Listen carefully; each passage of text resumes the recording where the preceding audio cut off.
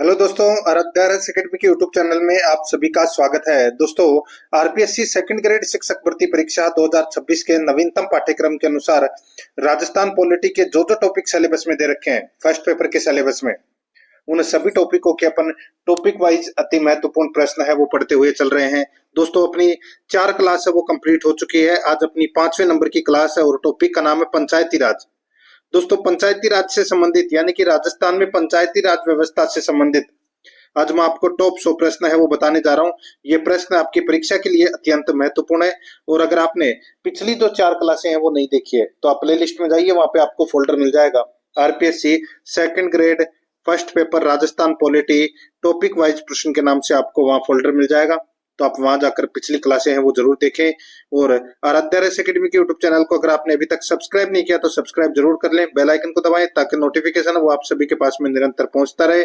Class को like नहीं किया तो क्लास को लाइक करें और अपने दोस्तों के पास में शेयर जरूर करें। तो चलिए दोस्तों, शुरू करते हैं। राजस्थान में पंचायती राज से संबंधित देखिए पहला प्रश्न है, ये सिलेबस है, इसके अंदर कुल दोस्तों 16 टॉपिक दे रखे हैं जिसमें से आज अपन ये पंचायती राज व्यवस्था से संबंधित प्रश्न है वो पढ़ रहे हैं। देखिए पहला प्रश्न है, राजस्थान में पंचायती राज व्यवस्था कब लागू हुई।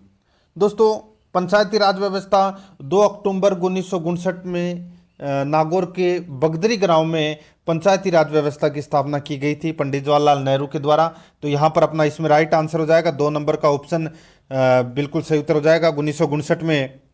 सेकंड नंबर का प्रश्न है, इसमें देखिए राजस्थान में पंचायती राज व्यवस्था का उद्घाटन कब और किसके द्वारा किया गया। राजस्थान में पंचायती राज व्यवस्था का उद्घाटन कब और किसके द्वारा किया गया। इसका राइट आंसर क्या हो जाएगा, वो है 2 अक्टूबर 1959 को पंडित जवाहरलाल नेहरू के द्वारा दोस्तों राजस्थान में पंचायती राज व्यवस्था का उद्घाटन किया गया था। यहाँ पर अपना इसमें 1 नंबर का ऑप्शन बिल्कुल सही उत्तर हो जाएगा। देखिए इससे आपका पूरा का पूरा टॉपिक भी क्लियर हो जाएगा। 3 नंबर का प्रश्न इसमें देखिए, पंडित जवाहरलाल नेहरू द्वारा 2 अक्टूबर 1959 को सर्वप्रथम राजस्थान के किस जिले में पंचायती राज व्यवस्था का उद्घाटन किया। अभी बताया था नागौर जिले के बगदरी गांव में दोस्तों ये पंचायती राज व्यवस्था का उद्घाटन किया था। तो यहाँ पर 1 नंबर का ऑप्शन सही उत्तर हो जाएगा नागौर। नेक्स्ट है, भारत में पहली बार पंचायती राज व्यवस्था को लागू किया गया। तो दोस्तों बताइए कहाँ पर लागू किया गया। सर्वप्रथम लागू किया गया दोस्तों राजस्थान में। ठीक है, यहां पर अपना इसमें 1 नंबर का ऑप्शन बिल्कुल सही। नेक्स्ट है 5 नंबर का प्रश्न है, राजस्थान में पंचायती राज संस्थाओं के संदर्भ में सुमेलित नहीं है। कौन सा इसमें सुमेलित नहीं है वो अपने को यहां पर बताना है। देखिए निम्नतम स्तर कौन सा है, तो दोस्तों पंचायत ग्राम पंचायत है, बिल्कुल सही है। मध्यवर्ती स्तर है दोस्तों पंचायत समिति, ये भी बिल्कुल सही है। शीर्ष स्तर है जिला परिषद, ये भी बिल्कुल सही है। राजस्थान में त्रिस्तरीय पंचायती राज व्यवस्था है। ठीक है, और ये तीनों के तीनों स्तर यहाँ पे आपको दे रखे हैं सही सुमेलित करके। यहाँ पे कौन सा सुमेलित नहीं था, नहीं है वो बताना था। तो दोस्तों ये तो तीनों सुमेलित है। तो इस प्रश्न का राइट आंसर क्या हो जाएगा, इनमें से कोई नहीं। 4 नंबर का ऑप्शन बिल्कुल सही उत्तर हो जाएगा। आगे देखिए 6 नंबर का प्रश्न है, संविधान का कौन सा भाग है पंचायत से संबंधित है। तो कौन सा भाग पंचायत से संबंधित है, इसका राइट आंसर हो जाएगा वो है भाग 9। भाग 9 है, ये पंचायत से संबंधित है। 4 नंबर का ऑप्शन बिल्कुल सही। 7 नंबर का प्रश्न इसमें देखिए, वह समिति जिसकी सिफारिश पर देश में पंचायती राज व्यवस्था लागू की गई, इस समिति के नेतृत्वकर्ता कौन थे। वह समिति जिसकी सिफारिश पर देश में पंचायती राज व्यवस्था लागू की गई, इस समिति के नेतृत्वकर्ता कौन थे। इसका बिल्कुल सही उत्तर हो जाएगा वो है अपना इसमें बलवंत राय मेहता। बलवंत राय मेहता। तो यहाँ पर 4 नंबर का जो ऑप्शन है वो इसका बिल्कुल सही उत्तर हो जाएगा बलवंत राय मेहता। आगे देखिए इसमें 8 नंबर का प्रश्न है, राज्य में पंचायती राज संस्थाओं के चुनाव करवाने का दायित्व निम्न में से किसका है। राजस्थान में पंचायती राज संस्थाओं का जो चुनाव करवाने का दायित्व है वो किसके पास में है। तो ये दायित्व है दोस्तों राज्य निर्वाचन आयोग के पास में। तो यहाँ पर अपना इसमें राइट आंसर क्या हो जाएगा, 3 नंबर ऑप्शन बिल्कुल सही। 9 नंबर का प्रश्न इसमें देखिए, राजस्थान पंचायती राज अधिनियम 1994 का मुख्य उद्देश्य क्या है। बताइए राजस्थान पंचायती राज अधिनियम 1994 का मुख्य उद्देश्य क्या है। तो इसका मुख्य उद्देश्य है वो है दोस्तों इसमें कौन सा, तो वो है देखिए प्रशासन में जन सामान्य की सहभागिता में वृद्धि। प्रशासन में जन सामान्य की सहभागिता में वृद्धि, ये अपना इसमें क्या हो जाएगा, राइट आंसर हो जाएगा 2 नंबर का ऑप्शन बिल्कुल सही। 10 नंबर का प्रश्न इसमें देखिए, पंचायती राज का स्वर्ण जयंती समारोह आयोजित हुआ? पंचायती राज का स्वर्ण जयंती समारोह आयोजित हुआ, तो दोस्तों ये आयोजित कब हुआ? इसमें राइट आंसर क्या हो जाएगा? वो है 2 अक्टूबर 2009 को। 2 अक्टूबर 2009 को पंचायती राज का स्वर्ण जयंती समारोह आयोजित हुआ था। तो यहाँ पर अपना इसमें 1 नंबर का ऑप्शन बिल्कुल सही। 11 नंबर का प्रश्न है, राज्य में प्रत्येक पंचायती राज संस्था का कार्यकाल होता है, बताइए प्रथम बैठक की तारीख से। बताइए दोस्तों, यहाँ पर राज्य में प्रत्येक पंचायती राज संस्था का कार्यकाल होता है प्रथम बैठक की तारीख से। तो दोस्तों इसका राइट आंसर हो जाएगा वो है 5 वर्ष का कार्यकाल होता है। यहाँ पर 3 नंबर का ऑप्शन बिल्कुल सही उत्तर। 12 नंबर का प्रश्न इसमें देखिए, भारतीय संविधान की कौन सी अनुसूची पंचायतों की शक्तियों से संबंधित है? भारतीय संविधान की कौन सी अनुसूची पंचायतों की शक्तियों से संबंधित है? अपना इसमें राइट आंसर हो जाएगा वो है 11वीं अनुसूची है, ये पंचायतियों की शक्तियों से संबंधित है। ठीक है, तो यहाँ पर अपना इसमें 4 नंबर का ऑप्शन बिल्कुल सही उत्तर हो जाएगा। 13 नंबर का प्रश्न इसमें देखिए, राजस्थान राज्य में सादिक अली समिति का संबंध रहा है। दोस्तों राजस्थान में सादिक अली समिति का जो संबंध है वो किससे रहा है? तो दोस्तों ये रहा है पंचायती राज व्यवस्था के अध्ययन से रहा है दोस्तों सादिक अली समिति का संबंध है। तो यहाँ पर अपना इसमें 1 नंबर का ऑप्शन बिल्कुल सही उत्तर हो जाएगा। नेक्स्ट है, आगे देखिए, इसमें संविधान की 11वीं अनुसूची में पंचायती राज संस्थाओं के लिए कितने विषय सूचीबद्ध हैं?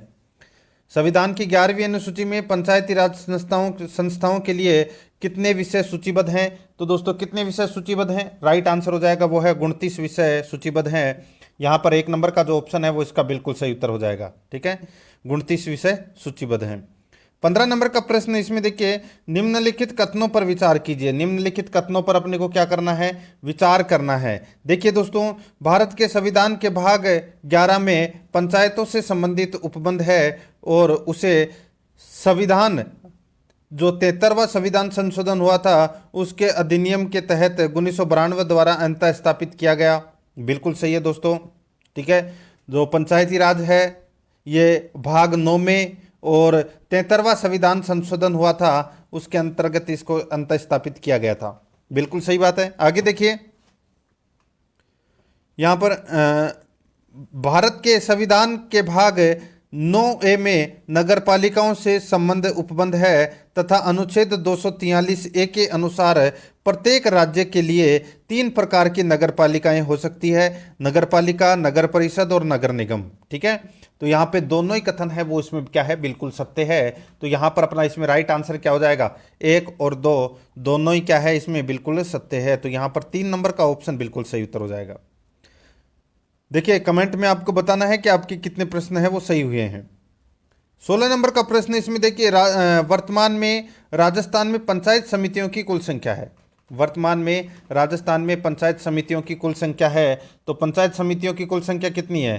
तो वो है दोस्तों 352। कितनी है? 352 है कुल पंचायत समितियों की संख्या वर्तमान में राजस्थान में। तो यहाँ पर 2 नंबर ऑप्शन बिल्कुल सही। 17 नंबर का प्रश्न इसमें देखिए, पंचायत राज व्यवस्था है। तो दोस्तों ये पंचायत राज व्यवस्था है, ये किसकी व्यवस्था है? ये है दोस्तों स्थानीय स्वशासन की व्यवस्था है ये पंचायत राज। तो यहाँ पर अपना इसमें राइट आंसर 3 नंबर का ऑप्शन बिल्कुल सही। आगे देखिए, संविधान के 73वें संशोधन एक्ट 1992 विचार करता है देश में त्रिस्तरीय पंचायत व्यवस्था पर। निम्न में से क्या प्रावधान किए? संविधान के 73वें संशोधन एक्ट 1992 विचार करता है देश में त्रिस्तरीय पंचायत व्यवस्था पर। निम्न में से क्या प्रावधान किए? तो दोस्तों निम्न में से क्या प्रावधान किए वो अपने को यहाँ पर बताना है। देखिए, जिला आयोजना समिति का गठन करना बिल्कुल सही है, राज्य चुनाव आयोग का गठन करना ये भी बिल्कुल सही है, पंचायतों की वित्तीय स्थिति की समीक्षा के लिए वित्त आयोग नियुक्त करना ये भी बिल्कुल सही है। तो इसमें तीनों ही कथन है वो क्या है? बिल्कुल सही है। ठीक है, तो ये प्रावधान किए गए थे 73वें संविधान संशोधन के अंतर्गत। और इसमें इस प्रश्न का राइट आंसर क्या हो जाएगा? कूट भाषा में अपने को उत्तर देना था।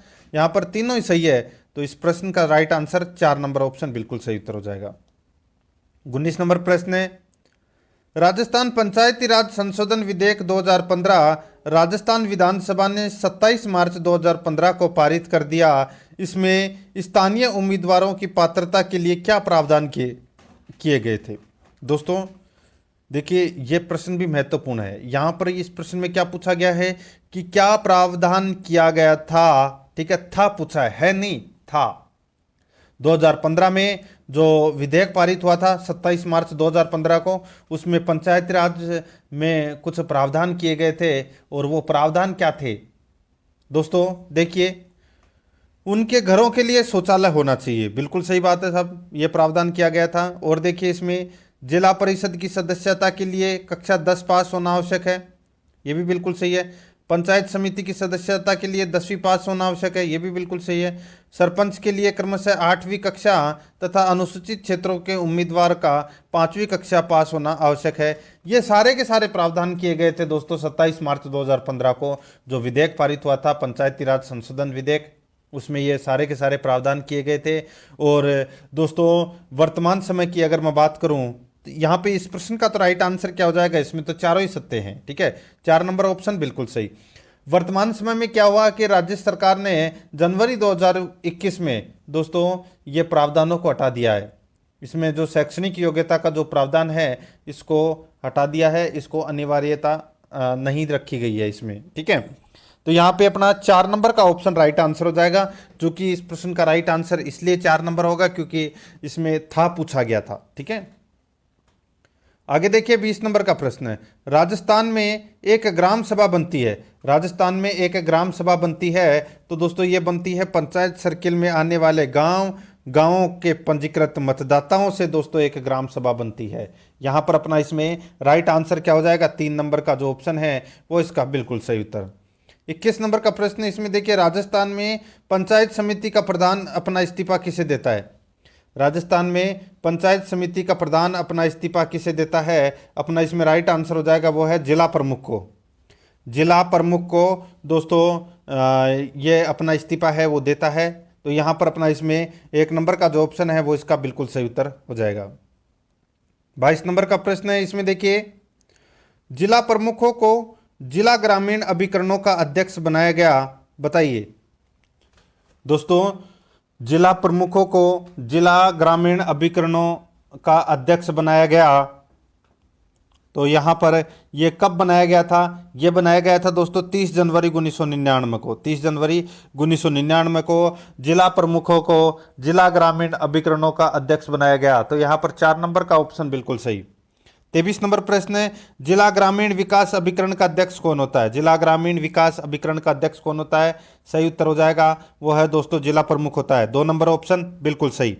आगे देखिए राजस्थान में उप सरपंच का निर्वाचन किसके द्वारा किया जाता है? राजस्थान में उप सरपंच का जो निर्वाचन है वो किसके द्वारा किया जाता है? ये किया जाता है दोस्तों सरपंच एवं पंचों द्वारा उप सरपंच का निर्वाचन किया जाता है, ठीक है। तो यहाँ पर 2 नंबर ऑप्शन बिल्कुल सही। 25 नंबर प्रश्न है, पंचायत समिति के सदस्य, बताइए पंचायत समिति के सदस्य क्या होते हैं? दोस्तों ये होते हैं प्रत्यक्ष रूप से चुने जाते हैं ये, ठीक है। तो यहाँ पर 2 नंबर का ऑप्शन बिल्कुल सही उत्तर हो जाएगा। 26 नंबर प्रश्न, इसमें देखिए इंदिरा गांधी पंचायती राज एवं ग्रामीण विकास संस्थान के संबंध में कौन सा कथन सत्य है? इंदिरा गांधी पंचायती राज एवं ग्रामीण विकास संस्थान के संबंध में कौन सा कथन सत्य है? तो दोस्तों कौन सा कथन सत्य है? इसमें देखिए यह एक स्वशासी पंजीकृत संस्था है, बिल्कुल सही है। इसका उद्देश्य पंचायती राज एवं ग्रामीण विकास से संबंधित जनप्रतिनिधियों एवं समस्त पदाधिकारियों को प्रशिक्षण देना है, ये भी बिल्कुल सही है। तीसरा देखिए इसका गठन पंचायती राज संस्थान तथा ग्रामीण विकास संस्थान का विलय कर किया गया है, यह भी बिल्कुल सही है। तो इसमें सारे सही है। इसमें इस प्रश्न का राइट आंसर क्या हो जाएगा? वो है दोस्तों उपरोक्त सभी, ठीक है। तो यहाँ पर 4 नंबर ऑप्शन बिल्कुल सही। आगे देखिए ग्राम पंचायत का सचिव कौन होता है? ग्राम पंचायत का सचिव कौन होता है? तो दोस्तों ग्राम विकास अधिकारी होता है, ठीक है।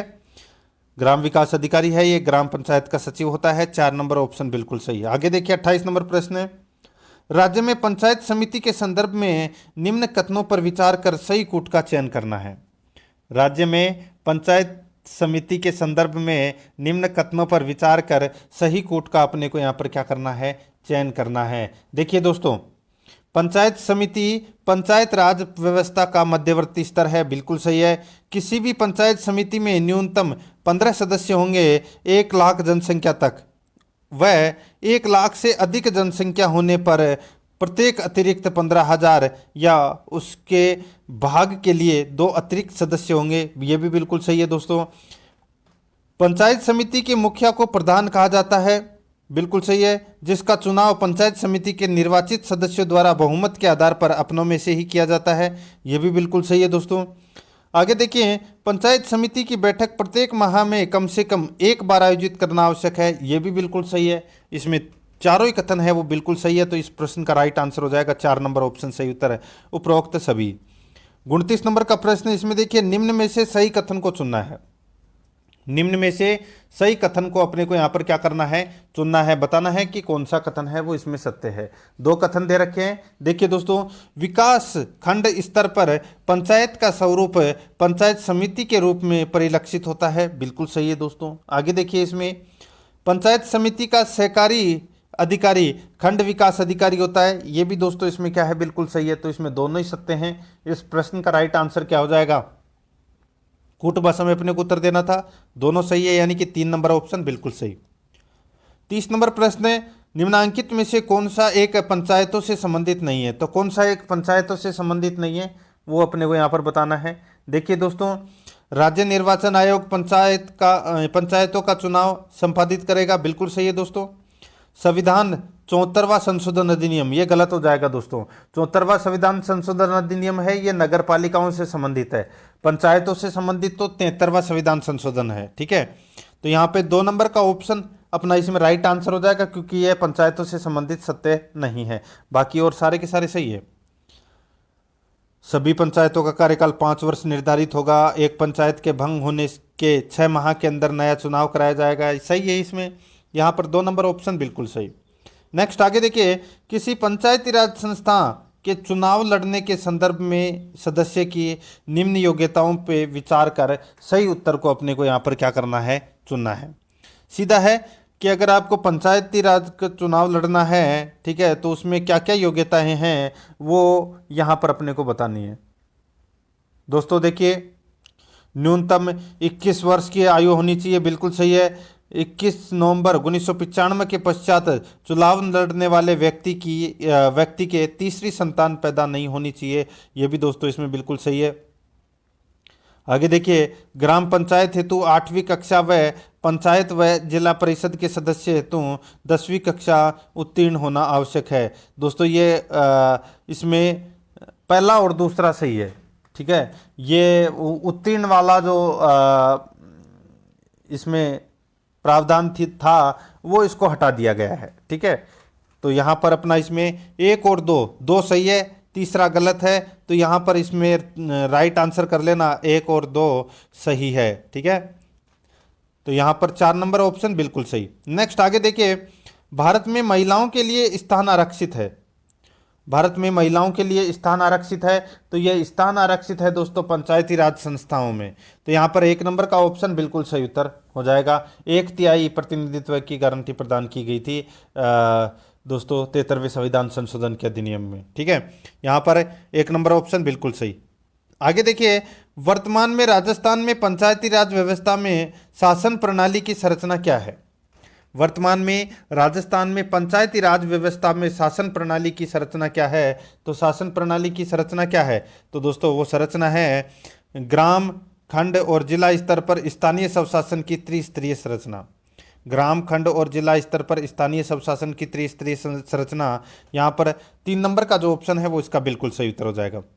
74 नंबर का प्रश्न इसमें देखिए, बलवंत राय मेहता समिति की प्रजातांत्रिक विकेंद्रीकरण की सिफारिश के अनुसार, बलवंत राय मेहता समिति की प्रजातांत्रिक विकेंद्रीकरण की सिफारिश के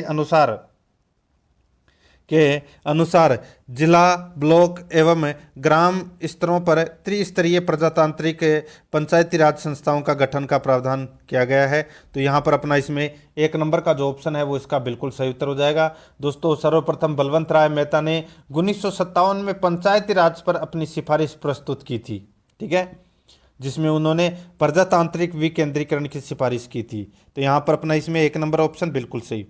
आगे देखिए, ग्रामीण अंचलों के नागरिकों को स्वयं के मामलों का प्रशासन संचालित करने के लिए दिया गया अधिकार किस संस्था के माध्यम से साकार हुआ है।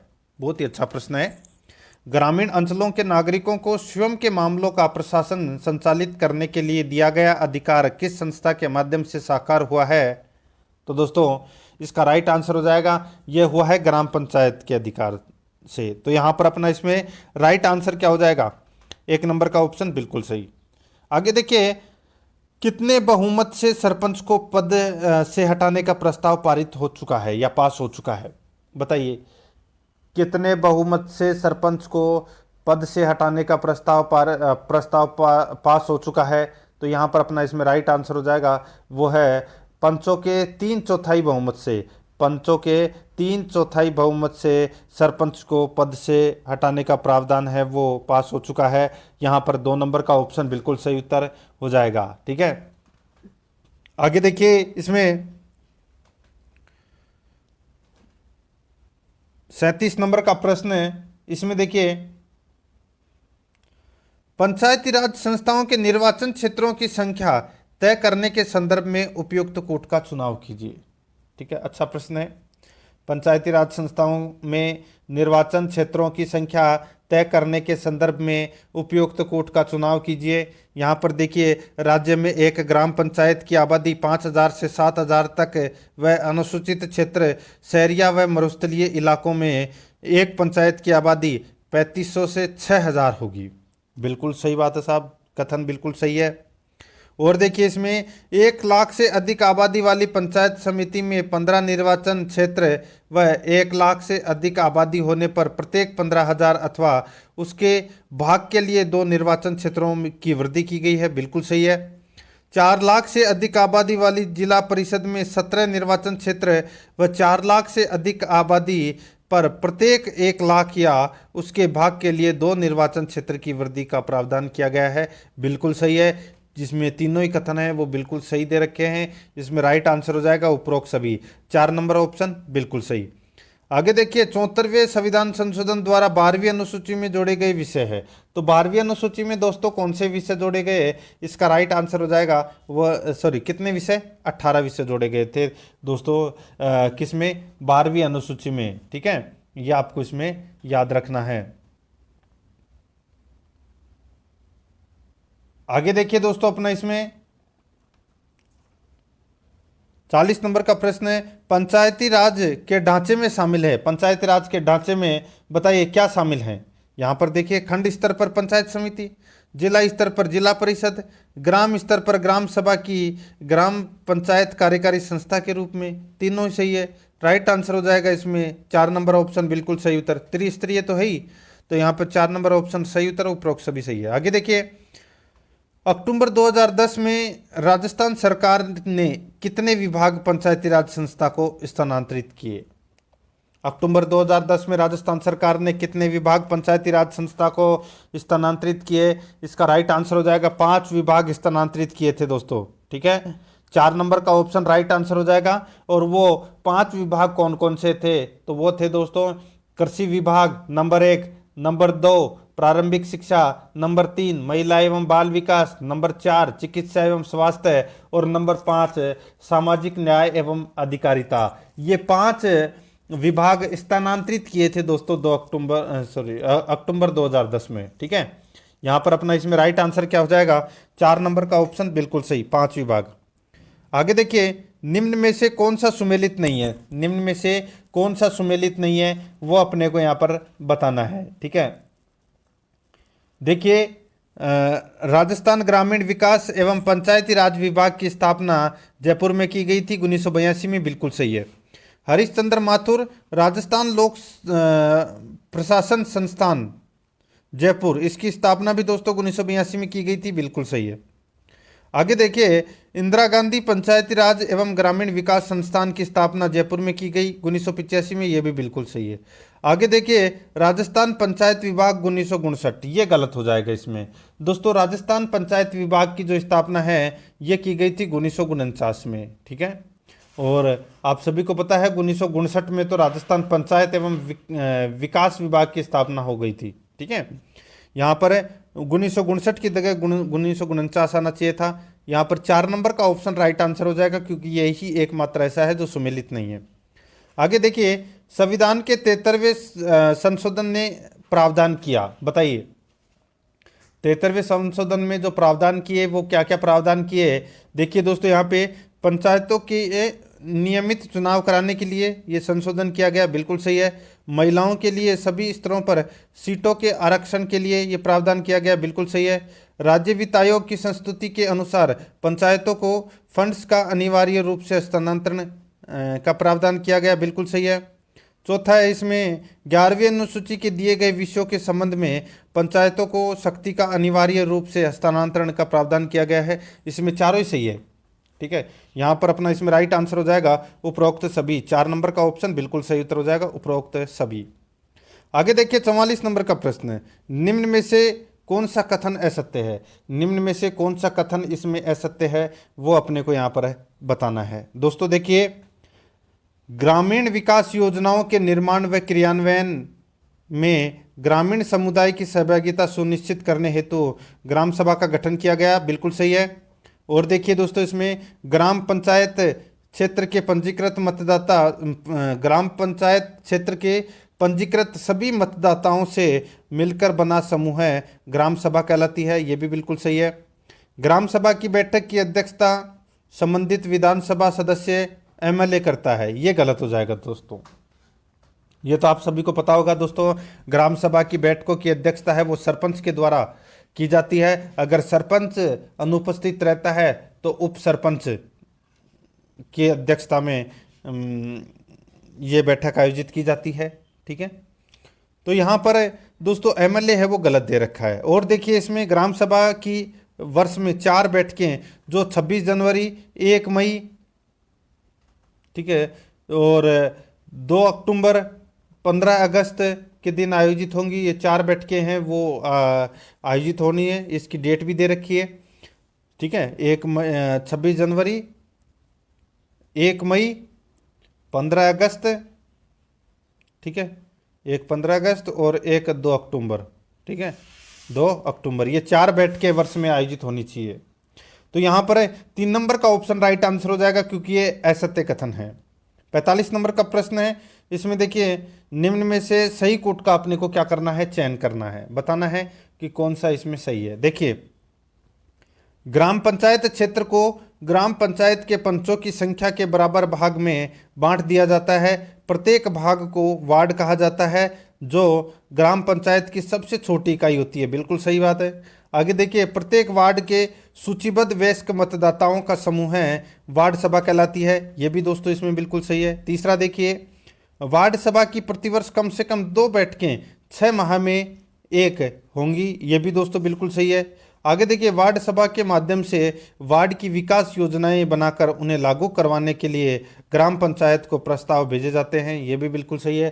तो इसमें सारे के सारे क्या हैं, बिल्कुल सही है। तो इस प्रश्न का राइट आंसर क्या हो जाएगा, वो है उपरोक्त सभी। 4 नंबर ऑप्शन बिल्कुल सही।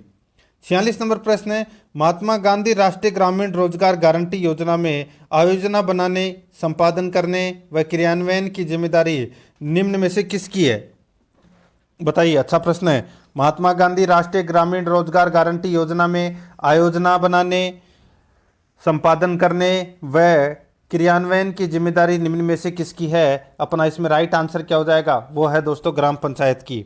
यहाँ पर 2 नंबर का ऑप्शन बिल्कुल सही उत्तर हो जाएगा, ग्राम पंचायत की। आगे देखिए, पंचायत समिति के क्षेत्र में सांसद व विधानसभा सदस्य पंचायत समिति में किस तरह के सदस्य माने जाते हैं? पंचायत समिति के क्षेत्र में सांसद व विधानसभा सदस्य पंचायत समिति में किस तरह के सदस्य माने जाते हैं? अपना इसमें राइट आंसर हो जाएगा, वो है दोस्तों ये सहयोगी सदस्य माने जाते हैं, ठीक है, सहयोगी सदस्य। 3 नंबर ऑप्शन बिल्कुल सही। आगे देखिए, राजस्थान में पंचायत समिति का प्रधान किस पद्धति से चुना जाता है? राजस्थान में पंचायत समिति का प्रधान किस पद्धति से चुना जाता है? अपना इसमें राइट आंसर हो जाएगा, वो है एक निर्वाचन मंडल द्वारा दोस्तों पंचायत समिति का प्रधान है वो चुना जाता है। तो यहाँ पर अपना इसमें 2 नंबर का ऑप्शन बिल्कुल सही उत्तर हो जाएगा। 49 नंबर का प्रश्न है, इसमें देखिए, पंचायत समिति के सदस्यों द्वारा अध्यक्ष या प्रधान का चुनाव इसलिए किया जाता है कि सदस्यों अथवा अध्यक्ष के बीच सामंजस्यपूर्ण संबंध स्थापित हो सके तथा समिति का काम सरलता से चल सके।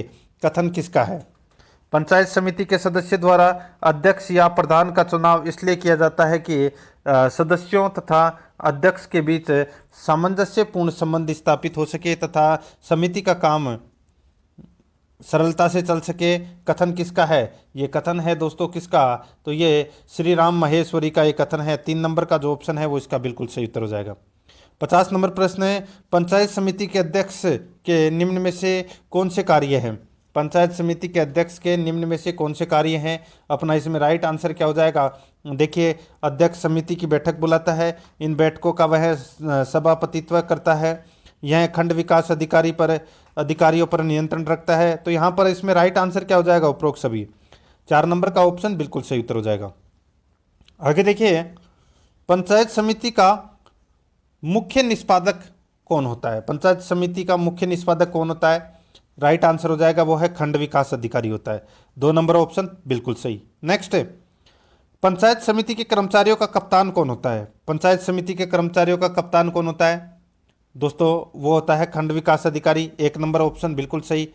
नेक्स्ट, सुमेलित कीजिए। दोस्तों यहाँ पे देखिए, एक तरफ तो राज्य दे रखा है, ठीक है, और दूसरी तरफ पंचायत समिति के जो अध्यक्षों के जो नाम है वो प्रचलित नाम क्या है वो अपने को यहाँ पर बताना है। दोस्तों आंध्र प्रदेश की मैं यहाँ पे बात कर रहा हूँ, तो आंध्र प्रदेश में पंचायत समिति के अध्यक्ष का नाम क्या है? तो दोस्तों वो नाम है अध्यक्ष, उसको वहाँ पर अध्यक्ष ही बोलते हैं, ठीक है। तमिलनाडु में पंचायत समिति के अध्यक्ष को दोस्तों सभापति कहते हैं, ठीक है। उत्तर प्रदेश में प्रमुख कहते हैं और राजस्थान में प्रधान कहते हैं, ठीक है। ये नाम है वो आपको याद रखना है। यहाँ पर चारों ही बिल्कुल सत्य है, सही सुमेलित किए गए हैं। 1 2 3 4 इसका राइट आंसर हो जाएगा, यानी कि 3 नंबर का ऑप्शन बिल्कुल सही। नेक्स्ट आगे देखिए, पंचायती राज संस्था की आधारशिला किसे कहा जाता है? तो दोस्तों ये कहा जाता है किसे? तो ये ग्राम पंचायत को कहा जाता है दोस्तों। 2 नंबर ऑप्शन बिल्कुल सही। नेक्स्ट है, ग्राम सभा 1 वर्ष में कितनी बैठकें आयोजित करती है? तो 1 वर्ष में कितनी बैठकें आयोजित करती है? तो दोस्तों 2 बैठकें आयोजित करती है।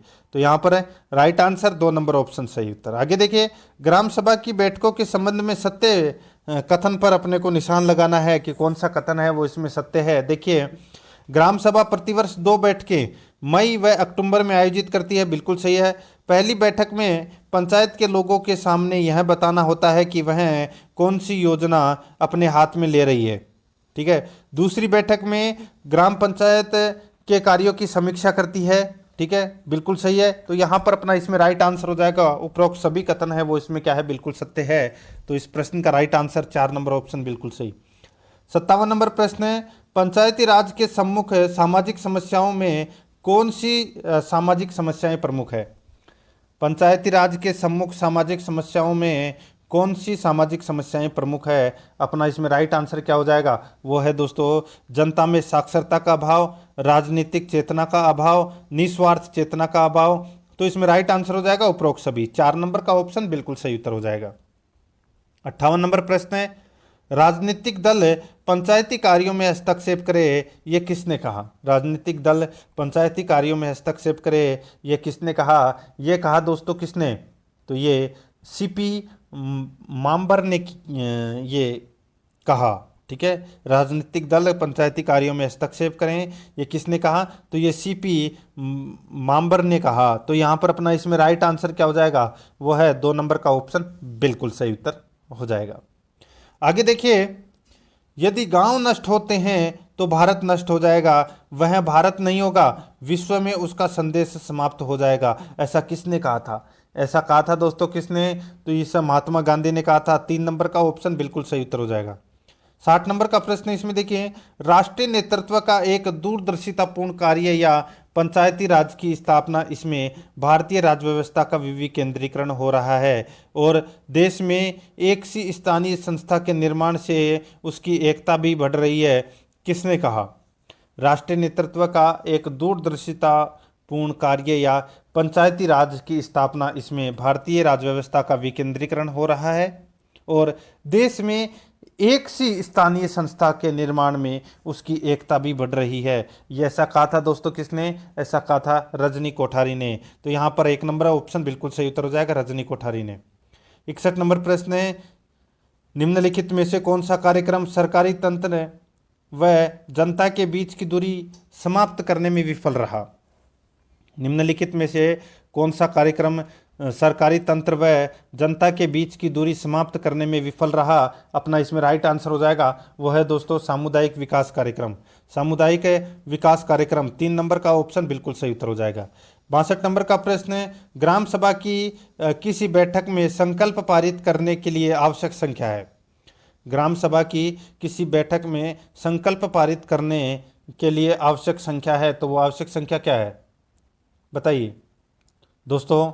इसमें देखिए बैठक में उपस्थित और मत देने वाले ग्राम सभा के सदस्यों का बहुमत, तो यहाँ पर 3 नंबर का जो ऑप्शन है वो इसका बिल्कुल सही उत्तर हो जाएगा। ये प्रश्न 2020 में ही पूछा गया था दोस्तों, ठीक है, ये आपको याद रखना है।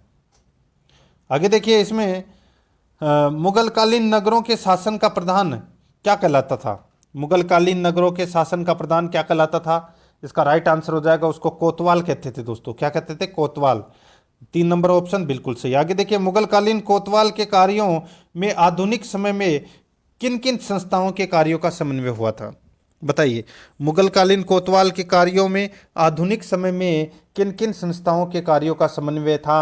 तो दोस्तों वो समन्वय था नगर पालिका का, ठीक है, पुलिस अधिकार का, जिलाधीश का नहीं था। यहाँ पर 4 नंबर का ऑप्शन राइट आंसर हो जाएगा, 1 व 2 दोनों।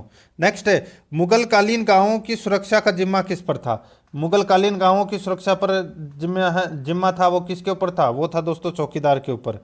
यहाँ पर 3 नंबर ऑप्शन सही उत्तर चौकीदार। नेक्स्ट है मुगलकालीन गांव में सुरक्षा व लगान से संबंधित जिम्मेदारियां किस पर थी? तो दोस्तों ये थी जिम्मेदारियां किसके पास में? चौकीदार और पटवारी, इन दोनों के पास में ये जिम्मेदारी थी। तो यहाँ पर 4 नंबर ऑप्शन राइट आंसर हो जाएगा, 1 व 2 दोनों। नेक्स्ट 67 नंबर प्रश्न है, आधुनिक समय में परगने का मुख्य अधिकारी उप जिलाधीश निम्न में से किसके प्रति उत्तरदायी होता है? आधुनिक समय में परगने का मुख्य अधिकारी उप जिलाधीश निम्न में से किसके प्रति उत्तरदायी होता है? तो किसके प्रति उत्तरदायी होता है? तो ये होता है दोस्तों जिला मजिस्ट्रेट के, जिला मजिस्ट्रेट के। तो यहाँ पर 1 नंबर का ऑप्शन बिल्कुल सही उत्तर हो जाएगा, जिला मजिस्ट्रेट। 68 नंबर प्रश्न है, इसमें देखिए राजस्थान में पंचायती राज समिति के प्रधान के विरुद्ध अविश्वास प्रस्ताव यानी कि अविश्वास के प्रस्ताव पर विचार करने के लिए किसी बैठक के गठन के लिए गणपूर्ति उसमें मतदान के हकदार व्यक्तियों की कुल संख्या की कितनी होगी? बताइए।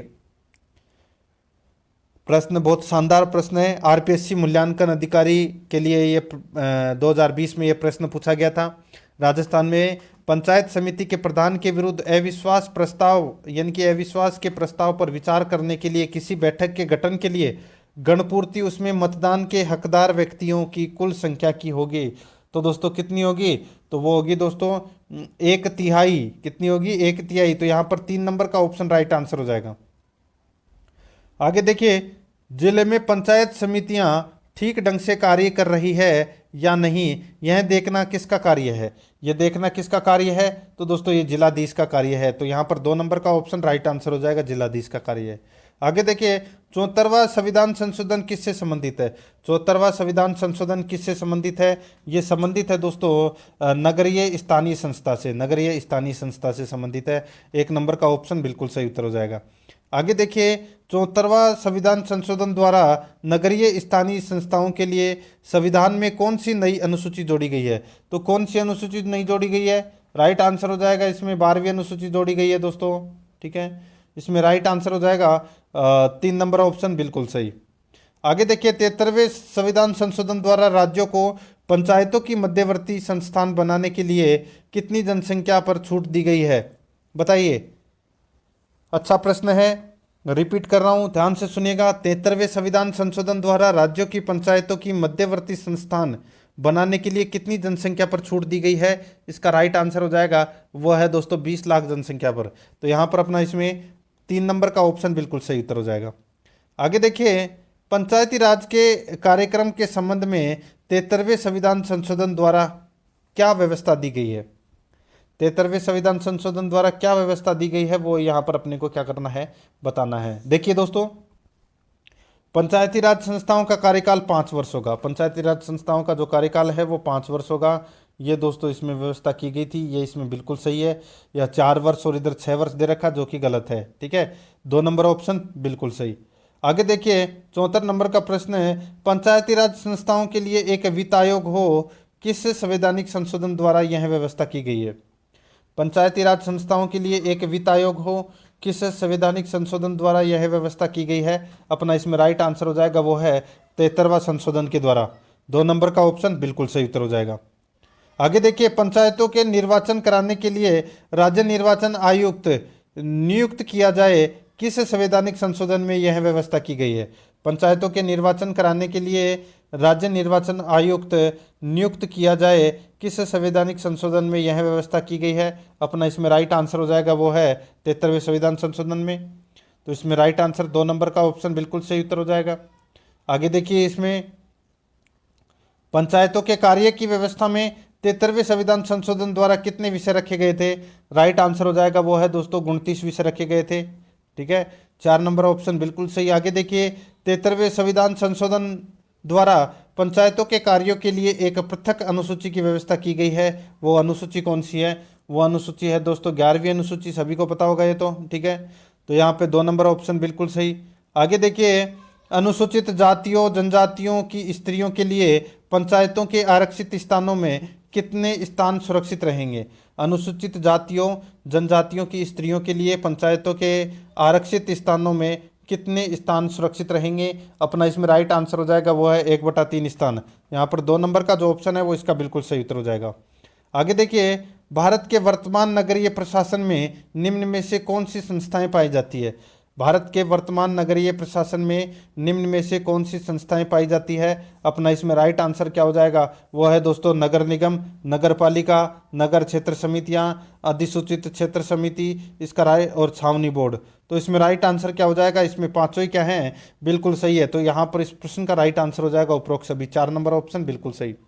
आगे देखिए पंचायत समिति के कार्य संचालन की देखभाल तथा उसमें तालमेल निम्न में से कौन सी संस्था करती है? पंचायत समिति के कार्य संचालन की देखभाल तथा उसमें तालमेल निम्न में से कौन सी संस्था करती है? अपना इसमें राइट आंसर क्या हो जाएगा? वो है दोस्तों जिला परिषद। तो यहाँ पर 3 नंबर का ऑप्शन बिल्कुल सही उत्तर हो जाएगा, जिला परिषद। आगे देखिए निम्न में से किन राज्यों में जिला परिषद सर्वाधिक शक्तिशाली संस्था है? निम्न में से किन राज्यों में जिला परिषद सर्वाधिक शक्तिशाली संस्था है? तो अपना इसमें राइट आंसर हो जाएगा वो है महाराष्ट्र गुजरात, महाराष्ट्र गुजरात। तो यहाँ पर 2 नंबर का जो ऑप्शन है वो इसका बिल्कुल सही उत्तर हो जाएगा, महाराष्ट्र गुजरात। नेक्स्ट आगे देखिए नगर निगम के कार्यालय पर प्रशासनिक नियंत्रण निम्न में से कौन करता है? नगर निगम के कार्यालय पर प्रशासनिक नियंत्रण निम्न में से कौन करता है? इसका राइट आंसर हो जाएगा वो है निगमाध्यक्ष। तो यहाँ पर अपना इसमें राइट आंसर क्या हो जाएगा? 1 नंबर ऑप्शन सही। नेक्स्ट आगे देखिए इन संस्थाओं के नए स्थानीय नेताओं को जन्म दिया है। इन संस्थाओं ने नए स्थानीय नेताओं को जन्म दिया है जो आगे चलकर राज्य और केंद्रीय सभाओं के निर्वाचित प्रतिनिधियों से अधिक शक्तिशाली हो सकते हैं। कांग्रेस और इन दलों के राजनीतिक उन संस्थाओं को समझने लगे हैं। अब वे राज्य विधानमंडल के बजाय पंचायत समिति तथा जिला परिषद को तरजीह देने लगे हैं। तो इस प्रश्न का राइट आंसर क्या हो जाएगा? वह है दोस्तों रजनी कोठारी। ठीक है, ऐसा किसने कहा था? रजनी कोठारी ने कहा था। 3 नंबर ऑप्शन बिल्कुल सही उत्तर हो जाएगा। आगे देखिए 74वें संविधान संशोधन अधिनियम के अनुसार निम्न में से जो नगर निकाय नहीं है वह है। तो दोस्तों जो नगर निकाय नहीं है वो वह है। तो इसका राइट आंसर हो जाएगा वो है ग्राम पंचायत। यहाँ पर 1 नंबर का ऑप्शन बिल्कुल सही उत्तर हो जाएगा। आगे देखिए पंचायती राज व्यवस्था के कायम होने से निम्न में से कौन कौन से परिवर्तन परिलक्षित हुए हैं? पंचायती राज व्यवस्था के कायम होने से निम्न में से कौन कौन से परिवर्तन परिलक्षित हुए हैं? अपना इसमें राइट आंसर हो जाएगा वो है दोस्तों देखिए गांवों के राजनीतिक व प्रशासनिक संस्थाओं के बारे में समझ का विकास हुआ है, बिल्कुल सही है। दूसरा है इसमें गांवों में सामाजिक बुराइयों के समापन के लिए भी वातावरण बना है, बिल्कुल सही है। ग्रामवासियों के मानसिक स्तर पर सोचने समझने की शक्ति का विकास हुआ है, बिल्कुल सही है। इसमें राइट आंसर हो जाएगा उपरोक्त सभी 4 नंबर ऑप्शन बिल्कुल सही उत्तर हो जाएगा। आगे देखिए पंचायती राज के सम्मुख समस्याओं में निम्न में से कौन सी समस्या मुख्य है? तो कौन सी समस्या है वो मुख्य है, वो यहाँ पर अपने को बताना है। देखिए, पंचायती राज संस्थाओं में व्यापक गुटबंदी को समाप्त करना होगा, बिल्कुल सही बात है। गांवों की वित्तीय हालत सुधारनी होगी, ये भी बिल्कुल सही है। अधिकारियों को पंचायतों के मित्र, दार्शनिक तथा पथ प्रदर्शक के रूप में काम करना होगा, ये भी बिल्कुल सही है। तो इसमें राइट आंसर हो जाएगा उपरोक्त सभी 4 नंबर का ऑप्शन बिल्कुल सही उत्तर हो जाएगा। 87 नंबर प्रश्न है, पंचायती राज संस्थाओं की कार्यपालिका का अध्ययन करने के लिए 1977 में निम्न में से कौन सी समिति गठित की गई? तो दोस्तों बताइए, पंचायती राज संस्थाओं की कार्यपालिका का अध्ययन करने के लिए 1977 में निम्न में से कौन सी समिति गठित की गई? इसका राइट आंसर क्या हो जाएगा? वो है दोस्तों अशोक मेहता समिति। तो यहाँ पर अपना 2 नंबर का ऑप्शन है वो इसका बिल्कुल सही उत्तर हो जाएगा, अशोक मेहता समिति। आगे देखिए, अशोक मेहता कमेटी में पंचायती राज व्यवस्था की धुरी किसे माना था? तो दोस्तों पंचायती राज व्यवस्था की धुरी किसे माना था? तो ये माना था दोस्तों जिला परिषद को। तो यहाँ पर 3 नंबर ऑप्शन बिल्कुल सही उत्तर हो जाएगा। आगे देखिए, निम्नलिखित में से कौन सा नेता लोकतांत्रिक विकेंद्रीकरण पर अटूट विश्वास रखता था? तो कौन सा नेता लोकतांत्रिक विकेंद्रीकरण पर अटूट विश्वास रखता था? अपना इसमें राइट आंसर हो जाएगा, एक तो जवाहरलाल नेहरू और एक महात्मा गांधी जी। तो यहाँ पर इस प्रश्न का राइट आंसर हो जाएगा 1 व 2 दोनों, 3 नंबर ऑप्शन बिल्कुल सही उत्तर हो जाएगा। 90 नंबर का प्रश्न इसमें देखिए, पंचायती राज व्यवस्था को सुदृढ़ करने की आवश्यकता निम्न में से किस विकास कार्यक्रम की असफलता के कारण महसूस हुई? पंचायती राज व्यवस्था को सुदृढ़ करने की आवश्यकता निम्न में से किस विकास कार्यक्रम की असफलता के कारण महसूस हुई? तो अपना इसमें राइट आंसर क्या हो जाएगा? वो है दोस्तों इसमें सामुदायिक विकास कार्यक्रम के। तो यहाँ पर 2 नंबर का ऑप्शन बिल्कुल सही उत्तर हो जाएगा। 91 नंबर का प्रश्न है, निम्नलिखित में से किसने पंचायती राज को देशी तथा स्थानीय सामुदायिक लोकतंत्र के समान बताया?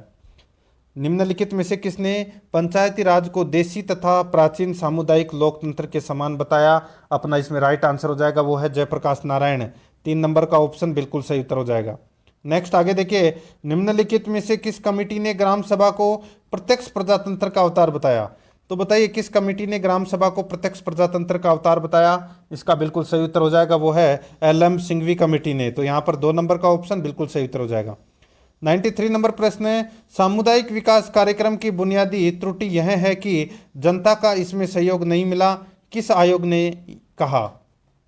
सामुदायिक विकास कार्यक्रम की बुनियादी त्रुटि यह है कि जनता का इसमें सहयोग नहीं मिला, किस आयोग ने कहा? तो दोस्तों ये किस आयोग ने कहा? ये कहा दोस्तों बलवंत राय मेहता कमेटी ने। 2 नंबर का ऑप्शन बिल्कुल सही। आगे देखिए, एक कार्यक्रम को जिसका कि लोगों के दिन प्रतिदिन के जीवन से संबंध है, केवल उन लोगों के द्वारा ही क्रियान्वित किया जा सकता है, यह किस कमेटी ने सुझाव दिया? बताइए, यह कौन सी कमेटी ने सुझाव दिया? अपना इसमें राइट आंसर हो जाएगा, वो है बलवंत राय मेहता कमेटी ने ये सुझाव दिया। तो यहाँ पर 1 नंबर का ऑप्शन बिल्कुल सही उत्तर हो जाएगा। 95 नंबर प्रश्न है, जब तक स्थानीय नेताओं को जिम्मेदारी और अधिकार नहीं सौंपे जाते, संविधान के निर्देशक सिद्धांत का राजनीतिक तथा विकास संबंधी लक्ष्य पूरा नहीं हो सकता, किस कमेटी ने यह सिफारिश की? जब तक स्थानीय नेताओं को जिम्मेदारी और अधिकार नहीं सौंपे जाते, संविधान के निर्देशक सिद्धांत का राजनीतिक तथा विकास संबंधी लक्ष्य पूरा नहीं हो सकता, किस कमेटी ने यह सिफारिश की? तो दोस्तों यह सिफारिश की थी बलवंत राय मेहता कमेटी ने। तो यहाँ पर अपना इसमें 2 नंबर का ऑप्शन बिल्कुल सही उत्तर हो जाएगा। 96 नंबर प्रश्न है, खंड स्तरीय विभिन्न विभागों के तकनीकी अधिकारियों को क्या नाम दिया गया है?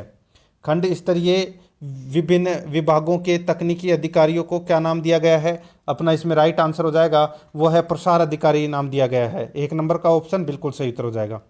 आगे देखिए, पंचायती राज के मामलों में राजनीतिक दल खुले रूप से भाग ले, किस समिति ने यह सिफारिश दी? पंचायती राज के मामलों में राजनीतिक दल खुले रूप में भाग लें, यह किस समिति ने सिफारिश दी? राइट आंसर हो जाएगा, वो है अशोक मेहता समिति ने। 2 नंबर का ऑप्शन बिल्कुल सही उत्तर हो जाएगा। आगे देखिए, राज्य सरकारों को दलगत राजनीतिक कारणों के आधार पर पंचायती राज संस्थाओं को पदच्युत नहीं करना चाहिए, किस समिति ने यह सिफारिश दी थी? दोस्तों ये दी थी अशोक मेहता समिति ने। तो यहाँ पर 1 नंबर का ऑप्शन बिल्कुल सही उत्तर हो जाएगा। आगे देखिए, बलवंत राय मेहता कमेटी की स्थापना निम्न में से किस लिए की गई थी? तो दोस्तों ये की गई थी सामुदायिक विकास कार्यक्रम का मूल्यांकन करने के लिए। यहाँ पर 1 नंबर का ऑप्शन बिल्कुल सही उत्तर हो जाएगा। देखिए, बलवंत राय मेहता समिति की स्थापना 1957 में हुई थी। अशोक मेहता समिति की स्थापना इसके ठीक 20 वर्ष बाद यानी कि 1977 में हुई थी। ठीक है, और उसके बाद में LM सिंघवी समिति का गठन किया गया था, जो उसके ठीक 9 वर्षों बाद में, यानी कि 57 में 20 जोड़े कितने 77, और 77 में 9 जोड़े तो कितने हो गए 86। ठीक है, और यहाँ पे LM सिंघवी समिति 1986, और उसके 3 वर्ष बाद BN गौडगिल समिति, ठीक है, ये 1989 में इस समिति की स्थापना की गई थी। यहां पर तो इस प्रश्न का राइट आंसर 1 नंबर हो जाएगा। आगे देखिए, सरकार को कतिपय कर्तव्यों एवं दायित्व से अपने आप को मुक्त कर लेना चाहिए और उन्हें किसी ऐसे निकाय को सौंप देना चाहिए जिस पर उसके क्षेत्राधिकार के अंदर संपूर्ण विकास का कार्य का पूरा भार और सरकार के पास केवल पर्यवेक्षण तथा उच्च स्तरीय आयोजन का भार होना चाहिए। ऐसा किसने कहा? ये कहा था दोस्तों, किसने? तो ये अशोक मेहता समिति ने कहा था। ठीक है, और अशोक मेहता समिति की स्थापना कब हुई थी? 1977 में, याद रखना। ठीक है, यहाँ पर 1 नंबर का ऑप्शन बिल्कुल सही उत्तर हो जाएगा इसमें। तो दोस्तों ये मैंने आज आपको जो राजस्थान में पंचायती राज एवं स्थानीय स्वशासन से संबंधित टॉप 100 प्रश्न करवाए हैं। ठीक है, प्रश्न आपको कैसे लगे कमेंट में ज़रूर बताएं, और अगर आपको कोई भी टॉपिक सर्च करना है तो आप यूट्यूब में सर्च करें, कोई भी टॉपिक का नाम लिखें और उसके आगे आराध्य आरएस अकेडमी जरूर लिखें, तो आपको उस टॉपिक से संबंधित टॉप अति महत्वपूर्ण प्रश्न मिल जाएंगे। आराध्य आरएस अकेडमी के यूट्यूब चैनल को सब्सक्राइब जरूर करें, बेल आइकन को दबाएं, वीडियो को लाइक और अपने दोस्तों के पास में शेयर जरूर करें। मिलते हैं दोस्तों नेक्स्ट वीडियो में। जय हिंद, जय भारत।